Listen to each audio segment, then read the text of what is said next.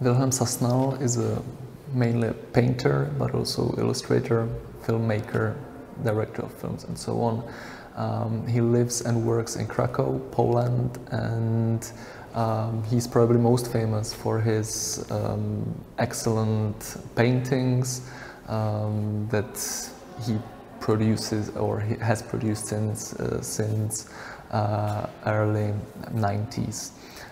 He studied architecture and he formed a group Ładnie at the School of Architecture, then moved to Academy of Fine Arts in Krakow, where he graduated in 1999, and shortly after that his career really progressed a lot, and he became his painting style became very famous and very popular all around the world. He exhibited internationally during already early 2000s, and until now he belongs to this very strong generation of the Central European artists creating in the classical medium.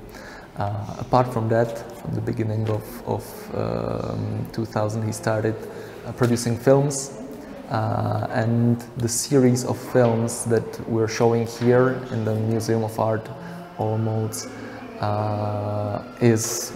was shot in the US, while Sasnal was spending his time at residencies there, and there are 4 films: The Ranch, Chicago, Mojave, and Marfa. And all of these films draw a lot from Polish film neo-avant-garde tradition and from the tradition of Polish experimental film, but they develop this very strong presence of the author in the shooting process. So they are very this kind of subjective personal cinema style. And they, what is very important is that they all shot on the classical material 8mm and 16mm films.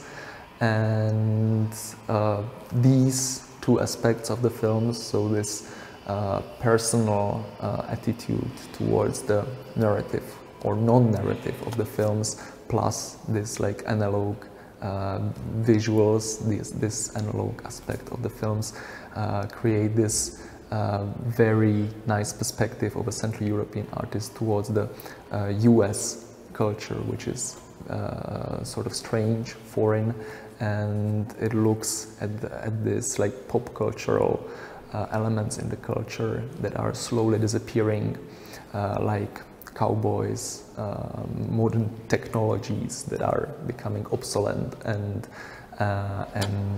others. So welcome, and we prepared with Wilhelm Sasnal a short interview that we are going to show you. Wilhelm, can you please tell us something about your attitude towards films? How this all happened, that you moved from painting to films, and yeah, how it all started? It all started actually from music, from my interest in music. Because I was very interested, and it was very inspired for me that music was so close to art. I was music fan, listened to a lot of music, and so actually somehow art was introduced to me through music, through record sleeves and that stuff. Still, it's very important, this so-called low culture. And so it's with the films. I love watching video clips. There were times of when I was 18. My dad bought a satellite antenna. Yeah, that's how it's called in English, probably. Yeah, the satellite plate. And I watched a lot of. I regularly watched 120 minutes on MTV. That was this alternative slot at MTV, and that's how I watched and learned a lot about music. So I loved to, I wanted to shoot films, screening them with music, and there were 8mm films. I bought a camera, I think, in 1995. You could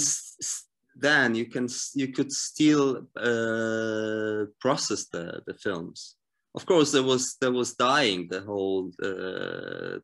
whole lab systems, and processing was dying, but you could do that.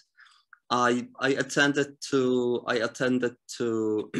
a film club, so I learned how to do it by myself. They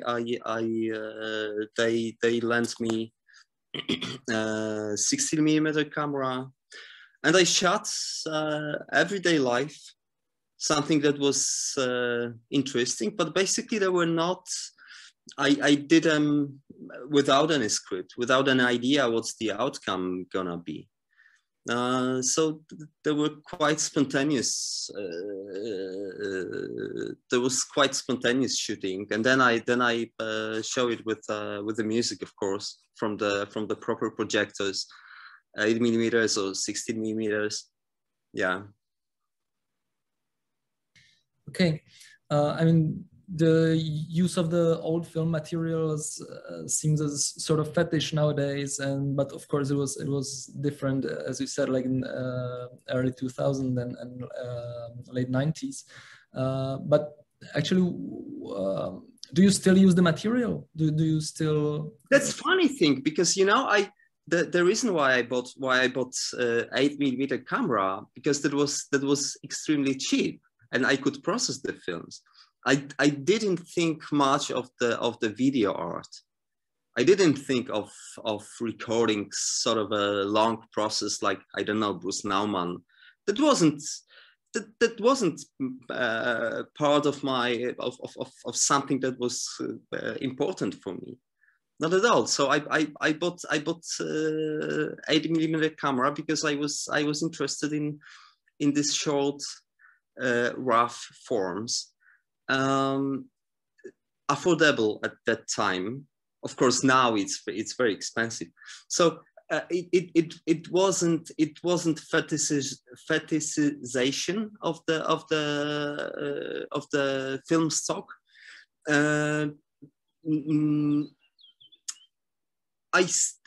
So you asked me, actually, the film you mentioned, the 4 films that's gonna be screened in the museum.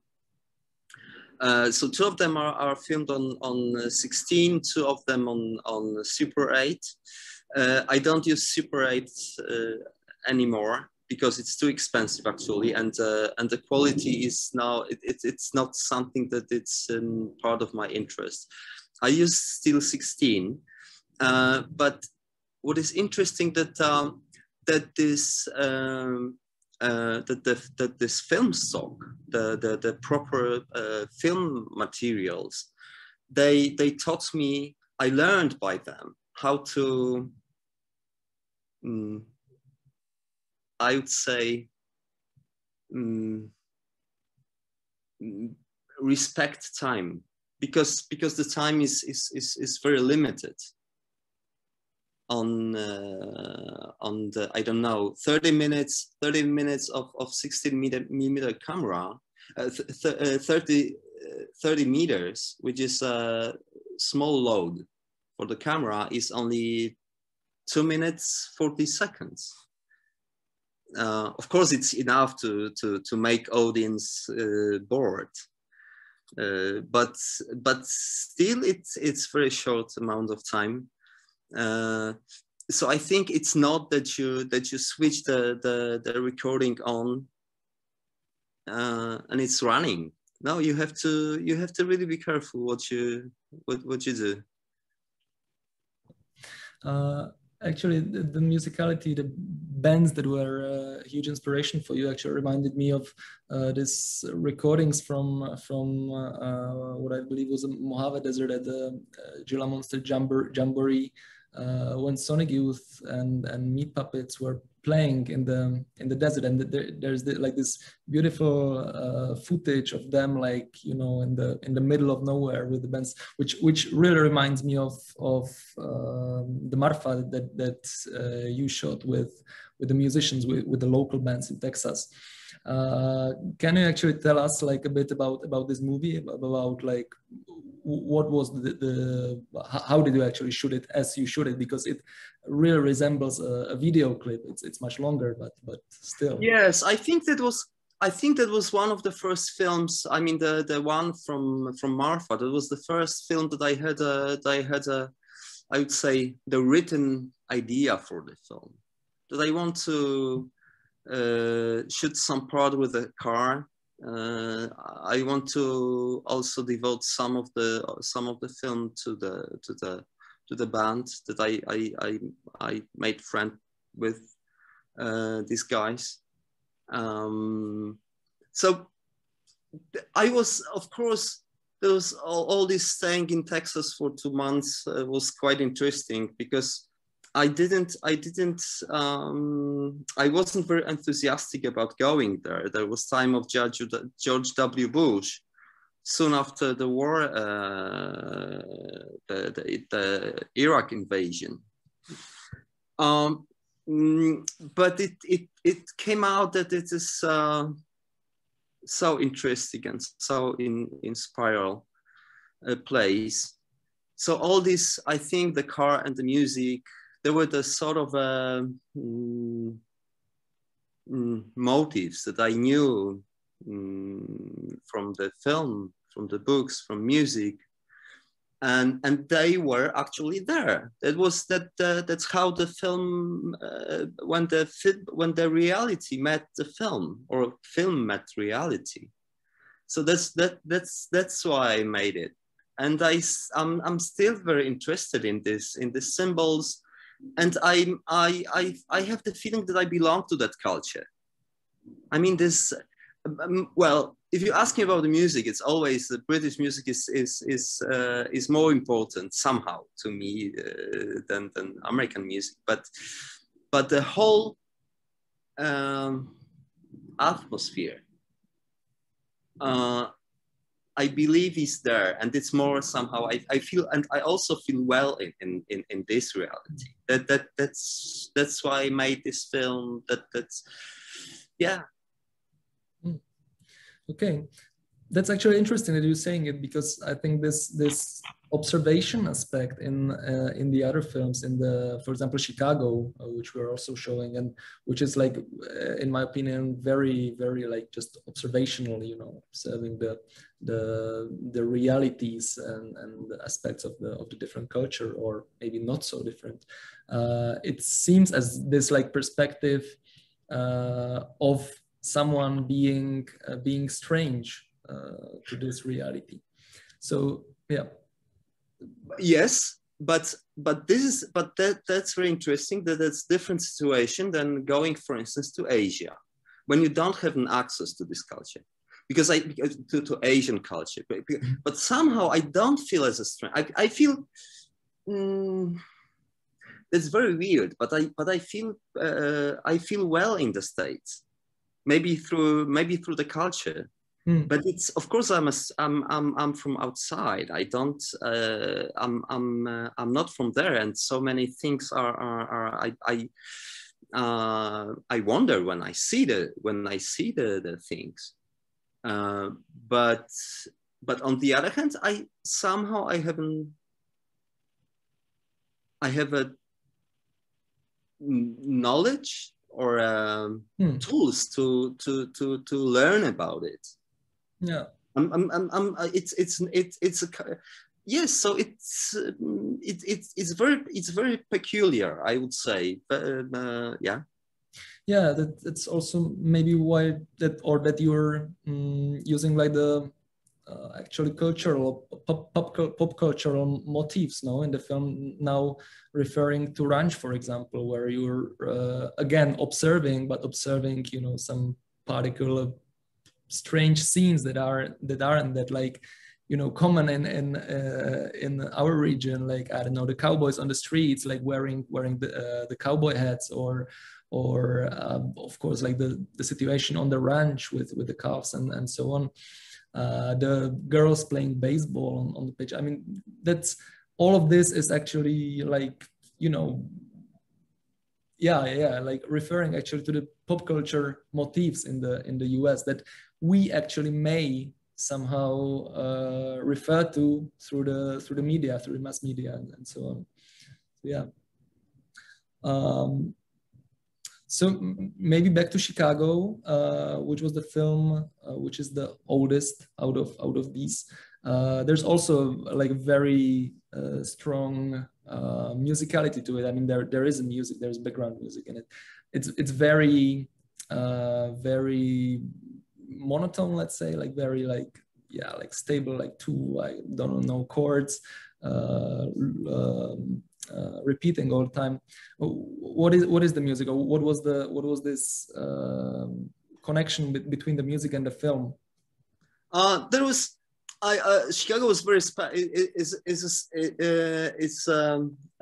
people say it's the second Polish capital because there are so many Polish people in Chicago. Yeah. So that's the Polish population is huge there, and of course some part of my wife's family lived there while we were visiting them, and nobody likes it much because it's basically people go there just to earn money. And I was at that time I was intrigued how monotonous, how equal, how uninteresting or interesting in its dullness are the suburbs of the city, or the city itself. It's even hard to grasp the notion of the city from European perspective. So that's why I was thinking of filming it from the train, from the subway that's going actually not underground but on ground, and combining it with Spaceman 3. That's one of the pieces from an evening of contemporary sitar music. That's the record. Okay. Yes, so that was, but I believe that it somehow it flows with music. That was the idea. Yeah. Okay. And the last film that we haven't talked about, and we chose it for the exhibition, is Mojave, shot in the scenery of aircraft wrecks, with your wife and your son being. Can you just say a few words about this film and about how this happened? How did you find the place actually? I heard about the place. I think I heard about it. I think a year before I went there. I heard actually being in the States, and somebody told me that there is this junkyard with the airplanes that land there, and they stay there for good. I didn't know what to do. I only learned how to get an access to how to get to this field. I paid a fee to film there on the land of this junkyard, but I didn't have a clear idea. Of course, I was also flying, and the motive of the airplane is very important. I think it's somehow it's embodiment of a human achievement, if I can say so. Also the size, the beauty of it, the idea of some, that this several tons of steel is is up in the air. Still is still something that yeah, that's very, of course. I know we live in different times. I'm much more critical about flying and stuff, but at that time, still I find it so puzzling that the notion of flying. And anyway, I didn't know what I'm gonna do. I only bought. We went to some second-hand store to buy some stuff, buy some clothes, and that's how my wife dressed it, and used the wigs, I think, if I remember well. So that was really improvisation, and then I put it together with music. That's how the film was made. Maybe the last question, because we don't have more time probably. How much material did you actually shoot in the US at the time, and is there anything left, and will you return to it, or? Yes, I have. Yes, I have. I have a bunch of.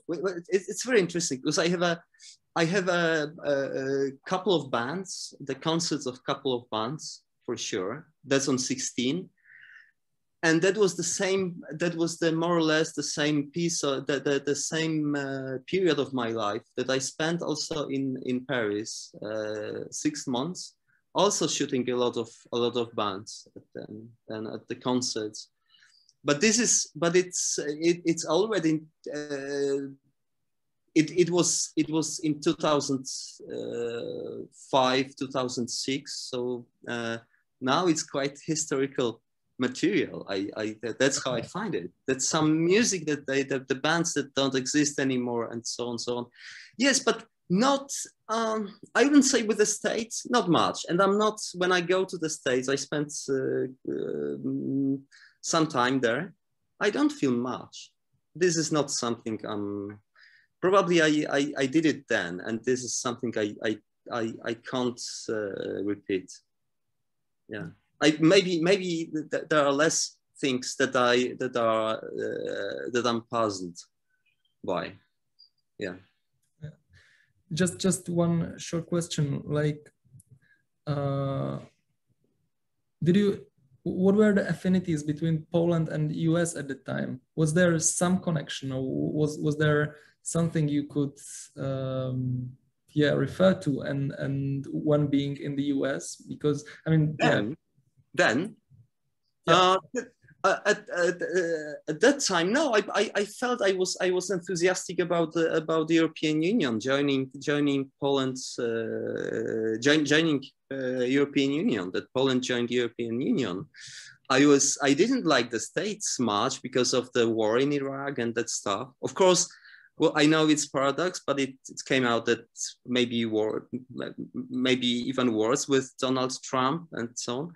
But the country is not. I think what is interesting that I realized that we find this country as a unity, but it's not that homogeneous. Of course, it's not homogeneous. So you have different places, and I find. There are the places I love in the States, and people are so aware, politically aware, are against Trump, against this right-wing shit, that I sympathize with. I mean, the anti-right-wing movements. Yeah. Okay.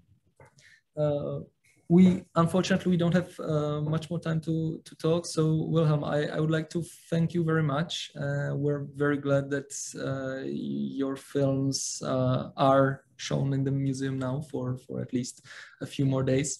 It was lovely to talk to you. Enjoy the summer and hope to see you soon again. Pleasure was mine. Thanks. Bye-bye. Cheers. Bye-bye.